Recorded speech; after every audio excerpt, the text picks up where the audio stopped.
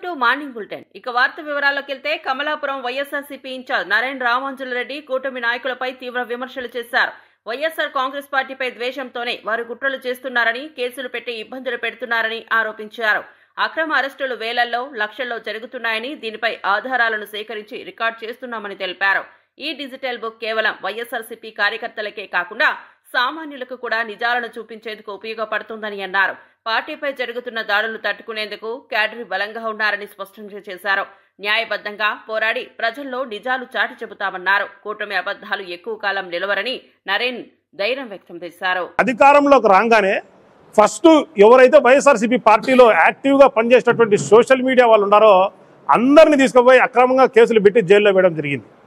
మహిళలను కూడా చూడకోకుండా ప్రతి స్టేషన్ అంటే ప్రతి జిల్లా కూడా సోషల్ మీడియాలో యాక్టివ్గా పనిచేసిన వాళ్ళు ప్రతి జిల్లా కూడా తిప్పుకుంటా పోవడం జరిగింది. అదేవిధంగా సోషల్ మీడియా వాళ్ళ వరకే కాకోకుండా ఎవరు ప్రశ్నిస్తే అంటే రాష్ట్ర ప్రభుత్వాన్ని ఎవరైనా ప్రశ్నిస్తే అందరిపైన కేసులు పెట్టడం జరిగింది. ఒకటా రెండా అంటే ఇట్లా రాష్ట్రంలో కొన్ని వందలు వేలు లక్షలు జరిగినాయి. కాబట్టి ఒకటో రెండు అంటే గుర్తుపెట్టుకోవచ్చు. కాబట్టి ఈ కార్యకర్తలు అందరికి కూడా వాళ్ళకు తోడుగా ఉండాలా, అన్యాయానికి గురైన వాళ్లకు ఒక భరోసాని ఇవ్వాలా, వైఎస్ఆర్సీపీ పార్టీ కేడర్కు ఒక నమ్మకాన్ని కలిగించాలా, ఇదే కాకపోకుండా అనే ఉద్దేశంతో దీన్ని రికార్డు చేస్తే బాగుంటుంది అనే ఉద్దేశంతోనే పుట్టుకొచ్చిందే ఈ డిజిటల్ బుక్. ఈ డిజిటల్ బుక్లో ప్రతిదీ కూడా రికార్డు చేయడం జరుగుతుంది. చాలామంది డిజిటల్ బుక్లో కేవలం వైఎస్ఆర్సీపీ పార్టీ వారి కోసమేనా అంటే అన్యాయానికి గురైన వారు లేకపోతే ఇంకా వైఎస్ఆర్సీపీ కార్యకర్తలకే నా ఈ డిజిటల్ బుక్ అని కొందరిలో అపోహ ఉంది. ఇది కేవలం వాళ్ళకే కాదు, సామాన్య ప్రజలకు కూడా అంటే ఏ పార్టీతో సంబంధం లేకోకుండా సామాన్య ప్రజలకు కూడా ఎవరైతే అధికార పార్టీతో ఇబ్బంది పడతారో వారు కూడా ఈ డిజిటల్ బుక్లో వారి పేరును నమోదు చేసుకోవచ్చు. ఈ డిజిటల్ బుక్లో రెండు రకాలుగా వారి కంప్లైంట్ అనేది రిజిస్టర్ చేసుకోవచ్చు. ఒకటి ఈ క్యూఆర్ కోడ్ను స్కాన్ చేస్తే వారికి ఏమేం పర్టికులర్స్ అడుగుతుంది, దాని ప్రకారం వాళ్ళన్నీ కూడా సమర్పిస్తే అది రికార్డ్ అయి ఉంటుంది. ఇదే కాకుండా ఒక ఐవీఆర్ఎస్ నెంబర్ కూడా ఇవ్వడం జరిగింది. ఐవీఆర్ఎస్ నెంబర్కు కాల్ చేస్తే ఖచ్చితంగా వారి ఏదైతే కంప్లైంట్ ఉందో విత్ ప్రూఫ్తో సహా దాంట్లో రికార్డ్ చేయొచ్చు. చాలామంది ఏమనుకుంటారంటే లోకేష్ బాబు రెడ్ బుక్ చూసి జగన్మోహన్ రెడ్డి గారు డిజిటల్ బుక్ పెట్టినారు అని చెప్తా వస్తా. రెడ్ బుక్కు ఈ డిజిటల్ బుక్కు రెండు ప్రధానమైన తేడాలు ఉన్నాయి. రెడ్ బుక్ అనేది లోకేష్ బాబే నేనే రచించినానని లోకేష్ బాబే చెప్పినాడు. కానీ డిజిటల్ బుక్ రచించేది ఎవరైతే ఎవరైతే అన్యాయానికి గురైనాడో అతను రచిస్తాడు. రెండో ప్రధానమైన తేడా ఏంటంటే రెడ్ బుక్లో ఎంతమంది ఉంటారో ఇంతవరకు లోకేష్ బాబు చెప్పడం లే. రెడ్ బుక్ నా కాడ రెడ్ బుక్ ఉంది, నేను రెడ్ బుక్లో రాసుకున్నా అని చెప్తాను తప్ప ఏ మండలము ఏ జిల్లా ఏముందాయో ఏం తెలియదు. కానీ ఈ డిజిటల్ బుక్ అనేది ఓపెన్ ప్లాట్ఫామ్లో ఉంటుంది. దీంట్లో ఎంతమంది రిజిస్టర్ చేశారు, ఏ అధికారులు ఇబ్బంది పెట్టారు, లేదా ఏ రాజకీయ నాయకుడు ఇబ్బంది పెట్టాడు, ఏ రకంగా ఇబ్బంది పెట్టారు, ఏ రకంగా నష్టపోయినారు కూడా ప్రతి డీటెయిల్ ఉంటుంది. ఇది ప్రతి ఒక్కరు చూసుకోవచ్చు. ఖచ్చితంగా ఎవరైతే దాంట్లో నమోదు అయింటారో వారందరికీ కూడా మేలు చేసే విధంగా ఈ డిజిటల్ బుక్ అనేది రూపొందించడం జరుగుతుంది. కాబట్టి రెడ్ బుక్కు డిజిటల్ బుక్కు చాలా తేడా ఉంది అనేది తెలియజేసుకుంటూ, మామూలుగా జగన్మోహన్ రెడ్డి గారి శైలిని చూస్తే కక్షలకు కార్పణ్యాలకు ఆయన చాలా దూరం.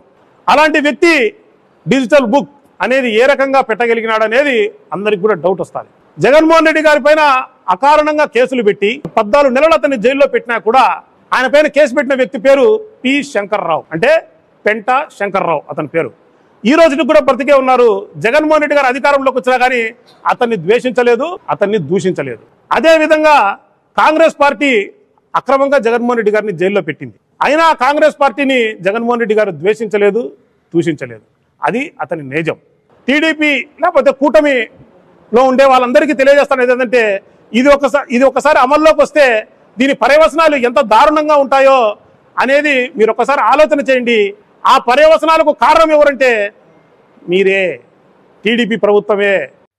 ఎమ్మెల్సీ వరద కళ్యాణి కూటమి ప్రభుత్వంపై విమర్శలు గుప్పించారు. 15 నెలల కాలంలో కొత్తగా ఒక్క పెన్షన్ కూడా మంజూరు చేయలేదని, ఉన్న వాటిని కత్తిరించారని ఆమె ఆరోపించారు. 50 ఏళ్లు పైబడిన బీసీ, ఎస్సీ, ఎస్టీ, మైనార్టీ మహిళలకు నెలకు 4,000 రూపాయలు ఇస్తామని హామీ ఇచ్చి ఇప్పటికీ ప్రారంభించలేదన్నారు. అలాగే దీపం పథకం కూడా కొండెక్కిందని, ఏడాదికి 3 సిలిండర్లు ఇస్తామని చెప్పి మొదటి ఏడాది 2 సిలిండర్లు ఇవ్వలేదని విమర్శించారు. 300 కోట్ల సబ్సిడీ బకాయిలు కూడా చెల్లించలేదని ఆరోపించారు. కూటమి వాగ్దానాలు కేవలం ప్రజలను మోసం చేయడానికేనని కళ్యాణి అన్నారు. 50 ఏళ్లు పైబడిన బీసీ, ఎస్సీ, ఎస్టీ, మైనారిటీ మహిళలకు 4,000 నెలకి చొప్పున ఇస్తామని చెప్పారు. అది ఏమైనా హామీ అమలు చేశారా అంటే అది కూడా 15 నెలలైనా అమలు చేయలేదు. అందుకే ఈ రాష్ట్ర ప్రజలందరూ అడుగుతూ ఉన్నారు, అది ఎప్పుడు మీరు అమలు చేస్తారు అని కూటమి ప్రభుత్వంలో పెద్దలకి, ముఖ్యంగా ముఖ్యమంత్రి గారికి మేము అడుగుతూ ఉన్నాము. అలాగే దీపం పథకం తీసుకుంటే ఏడాదికి 3 సిలిండర్లు అని చెప్పారు. మొదటి ఏడాది 2 సిలిండర్లు ఎగనామం పెట్టారు. రెండవ ఏడాది తీసుకుంటే ఇప్పుడు రెండవ విడతలో సిలిండర్ ఇస్తూ ఉండే పరిస్థితి. అందులో 64 లక్షల మంది లబ్ధిదారులు ఇప్పటికి బుక్ చేసుకుంటే అందులో కూడా వాళ్ళకి ఇవ్వాల్సిన సబ్సిడీ 300 కోట్లు ఎగనామం పెట్టి వాళ్ళ అకౌంట్స్లో ఈ రోజు కూడా డబ్బులు పడని పరిస్థితి. ఎంతో ఇబ్బందులు పడుతున్నారు. వీటన్నిటి బదులు వాళ్ళు ఎల్పిజి గ్యాస్ సిలిండర్స్ 1,59,00,000 మంది లబ్ధిదారులు ఉన్నారని కేంద్ర ప్రభుత్వమే చెప్పింది. వాళ్ళ అకౌంట్లో 3 సిలిండర్లకు సరిపోయిన డబ్బులు డైరెక్ట్గా వేసేస్తే ఈ బాధలు ప్రజలకు ఉండవు కదా అని నేను అడుగుతూ ఉన్నాను. అదే కాకుండా 1,59,00,000 మంది ఎల్పిజి గ్యాస్ హోల్డర్స్ ఉంటే వీళ్ళు ఇస్తున్నది 1,04,00,000 మందికి మాత్రమే. అంటే అక్కడ 55 లక్షల మంది లబ్ధిదారులకి వీళ్ళు దీపం పథకం ఎగనామం పెట్టిన పరిస్థితి ప్రజలందరూ కూడా గమనిస్తూ ఉన్నారు. ఖచ్చితంగా ఈ 1,59,00,000 మందికి కూడా ఏడాదికి 3 సిలిండర్లు ఇవ్వాల్సిన అవసరం ఉందని మేము డిమాండ్ చేస్తూ ఉన్నాము.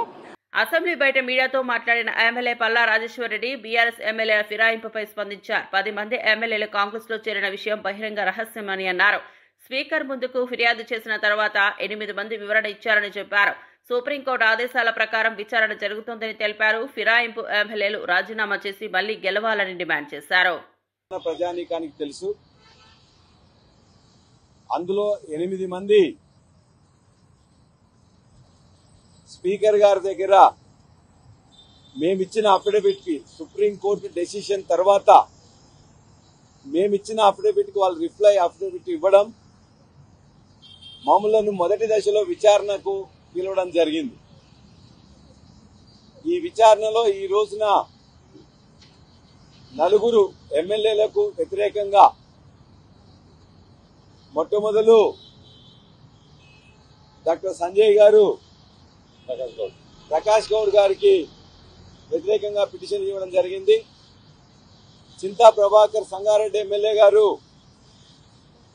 2 ఎమ్మెల్యేలు, ఒకటి మహిపాల్ రెడ్డి, రెండోది కాళ యాదవ్ గారికి ఇవ్వడం జరిగింది. 4వది నేను బండ్ల కృష్ణమోహన్ రెడ్డికి వ్యతిరేకంగా పిటిషన్ ఇవ్వడం జరిగింది. చట్ట ప్రకారం టిఆర్ఎస్ పార్టీ తరఫున, అదేవిధంగా అసెంబ్లీ రూల్స్ ప్రకారం మేము ఇచ్చిన పిటిషన్లను స్పీకర్ గారు అనుమతించాల్సి వచ్చింది. గత 20 సంవత్సరాల్లో చేయని విధంగా ఇవాళ సుప్రీంకోర్టు ఇన్వాల్వ్మెంట్ తో ఇవాళ స్పీకర్ గారు ఆఫీస్ కూడా ఇవాళ ఈ నిర్ణయం తీసుకొని ఈ యొక్క విచారణను చేయడం జరుగుతున్నది. మేము ఇప్పటికి కూడా ఆశాభావంతో ఉన్నాం. ఆ ఎమ్మెల్యేల తరఫున వాళ్ళు ఇవాళ వచ్చిన అడ్వకేట్లు తిమ్మిని బమ్మి చేసే విధంగా చాలా అసందర్భమైన ప్రశ్నలు మమ్మల్ని అడిగినా కూడా మేము ఓపికగా సమాధానం చెప్పినాం. మేము చూపించిన వాస్తవాల ఆధారంగా, ప్రెస్ స్టేట్మెంట్స్ ఆధారంగా, ఇవాళ ఇక్కడ ఉన్న మీడియా యొక్క క్లిప్స్ ఆధారంగా, వారు మాట్లాడిన ఆడియోల ఆధారంగా మేము అన్ని సమర్పించినామని చెప్పి మేము భావిస్తున్నాం. అన్నిటికంటే మించి చట్టం ఏం చెప్తుందనేది ప్రజలందరికీ తెలుసు. అదేవిధంగా ఇవాళ ఇంత నిస్సిగ్గుగా కాంగ్రెస్ పార్టీ వాళ్ళందరినీ చేర్చుకొని కూడా ఇంకా వాళ్ళు మా దగ్గర చేరలేదని చెప్పి నాటకాడడం అనేది యావత్తు తెలంగాణ సమాజం ఇవాళ గర్హిస్తుంది, ఖండిస్తుంది. వాళ్ళని ఎన్నుకున్న ప్రజలు కూడా మా ఎమ్మెల్యే ఇంకా ఇన్ని అబద్ధాలు ఆడతాడా, ఇంత దుర్మార్గంగా ప్రవర్తిస్తారా అని చెప్పేసి కూడా భావిస్తున్నారు.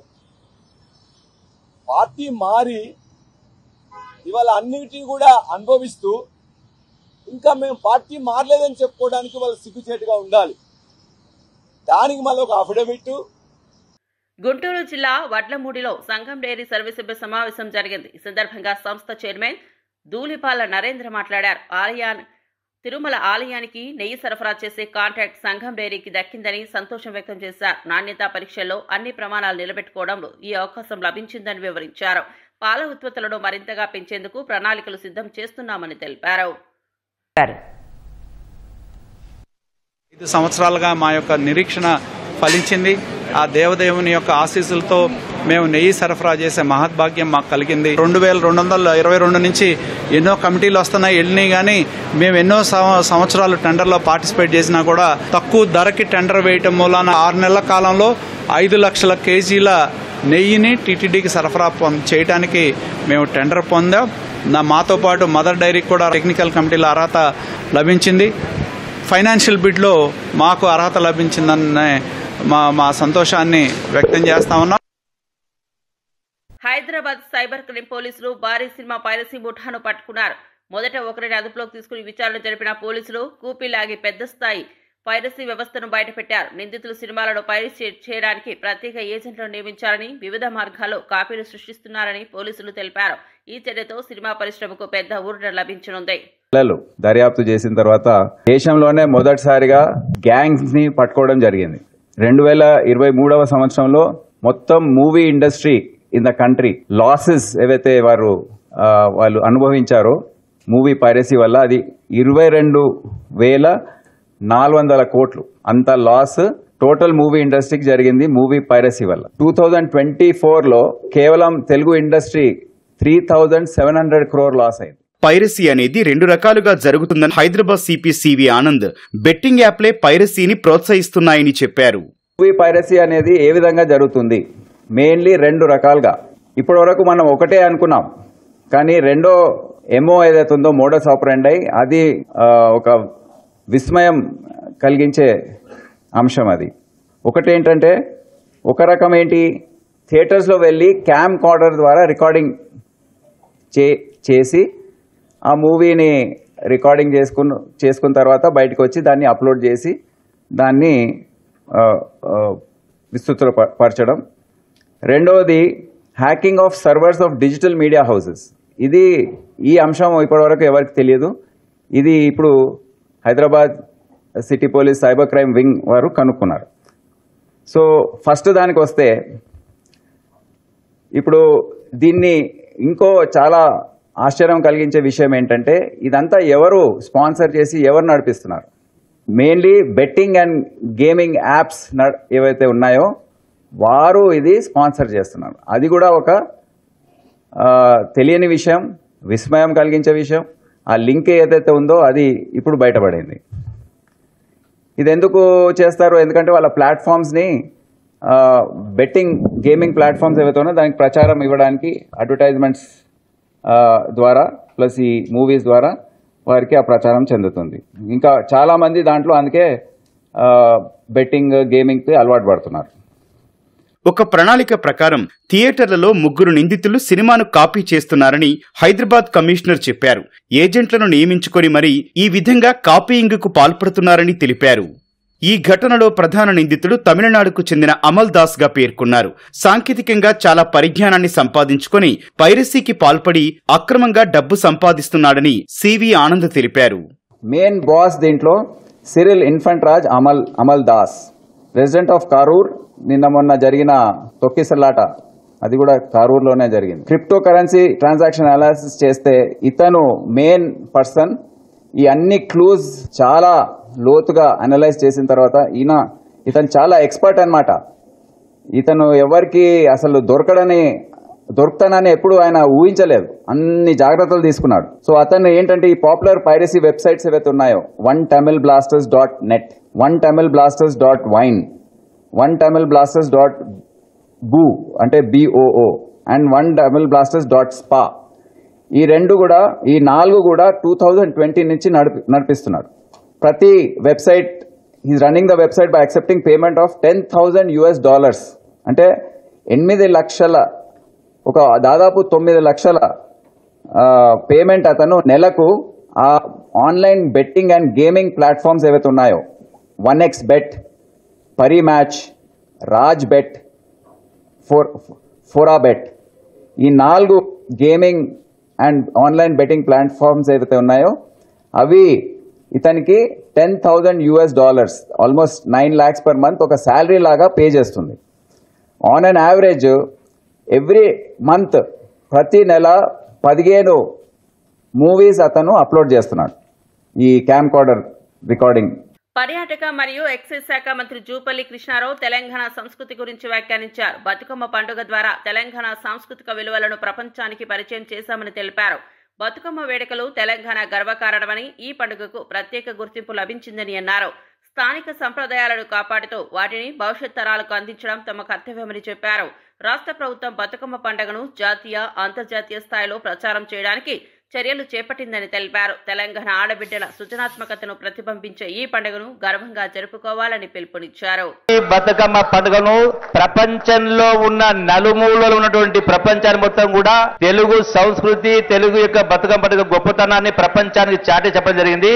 ఈ ఘనత సాధించడానికి పాల్గొన్న మీ అందరికీ, ఇక్కడికి విచ్చేసినటువంటి మా సహచర మంత్రివర్యులు సోదరిమణి సీతక్క గారికి, అట్లాగే బతుకమ్మ అంటే విమలక్క అంటే బతుకమ్మ అన్నట్టుగా మా విమలక్క గారికి ఇక్కడ విచ్చేసినట్టు ఇందులో దీన్ని సక్సెస్ చేయడానికి ఇందులో పాల్గొన్నటువంటి ఇతర మా యొక్క జిహెచ్ఎంసి అధికారులందరికీ, సెర్ప్ అధికారులందరికీ, మా ఎండి గారికి, మా ప్రిన్సిపల్ సెక్రటరీ గారికి, ఈ మొత్తం ఏర్పాటు చేయడానికి తోడ్పాటు అనిటువంటి మా గౌరవ ముఖ్యమంత్రి రేవంత్ రెడ్డి గారికి మీ అందరికీ కూడా మరొకసారి శుభాకాంక్షలు తెలియజేస్తా ఉన్నా. ఈ పండుగ ద్వారా, బతుకమ్మ ద్వారా ఆడబిడ్డల యొక్క ఐక్యతను, ఆదరాలను, ప్రేమానురాగాలని ఇదే విధంగా పంచుకుంటూ యావత్ తెలంగాణ రాష్ట్ర నలుమూల ఉండే ఆడబిడ్డలందరూ ఇలా పాలు పంచుకుంటూ ఎప్పటికీ మీ జీవితాల్లో వెలుగులు నిండాలని, అట్లాగే ఈ యొక్క మన యొక్క సంస్కృతిని ప్రపంచ స్థాయికి చాటాలని చెప్పని మరొకసారి మీ అందరికీ సవినయంగా విజ్ఞప్తి చేస్తూ శుభాకాంక్షలు తెలియజేస్తూ, ఇప్పుడు ఇంకా అయిపోలేదు, మనకు అవార్డు వచ్చింది గిన్నీస్ది, దాని తర్వాత మన బతుకమ్మ కార్యక్రమం కొనసాగించే కార్యక్రమం చేస్తాం.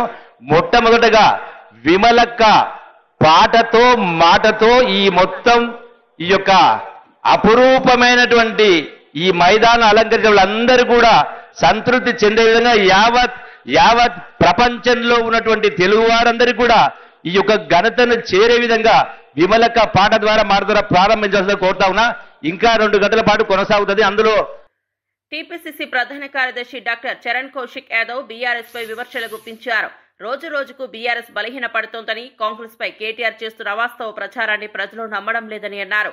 ప్రజలు నమ్మకం కోల్పోయిన పార్టీగా బీఆర్ఎస్ మారిందని వ్యాఖ్యానించారు. తెలంగాణలో కాంగ్రెస్ ప్రభుత్వం అమలు చేస్తున్న సంక్షేమ కార్యక్రమాలు ప్రజల్లో విశ్వాసాన్ని పెంచుతున్నాయని చెప్పారు. కేటీఆర్ మాటలతో ప్రజలను మభ్యపెట్టడం సాధ్యం కాదని, ప్రజలు వాస్తవాలను గుర్తించారని చరణ్ వ్యాఖ్యానించారు. బీఆర్ఎస్ క్షీణత త్వరలో స్పష్టమవుతుందని ఆయన ధైర్యం వ్యక్తం చేశారు.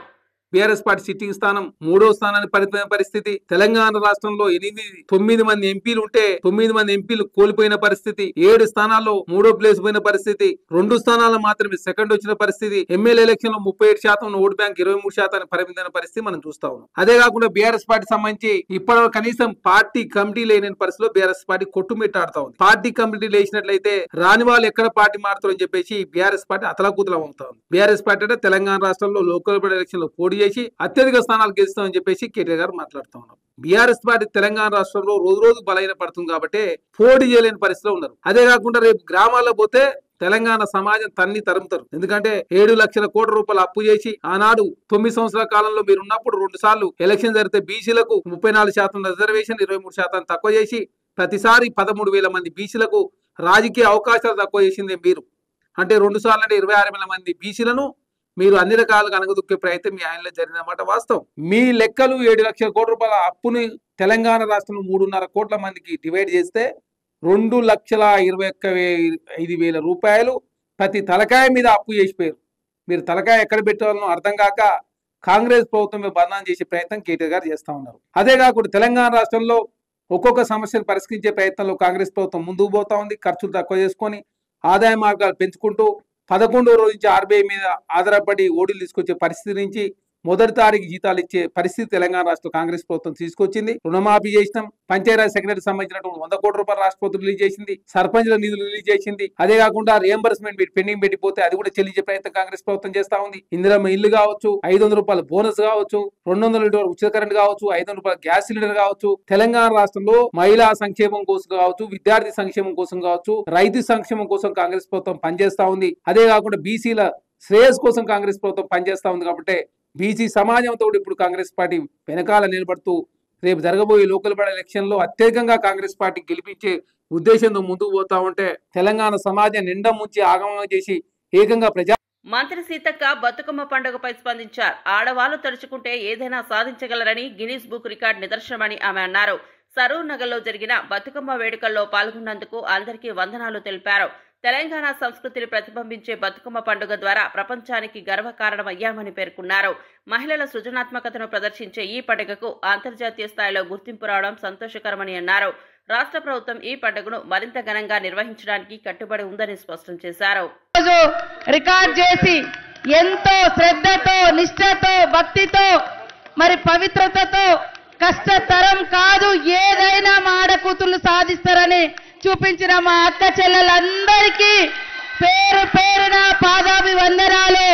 ఇదే లక్ష్యము, ఇదే పట్టుదల, ఎక్కడైనా ఏదైనా సాధించగలుగుతామనేటువంటి విశ్వాసంతో ఏ రంగంలో అయినా ముందడుగు వేద్దాం.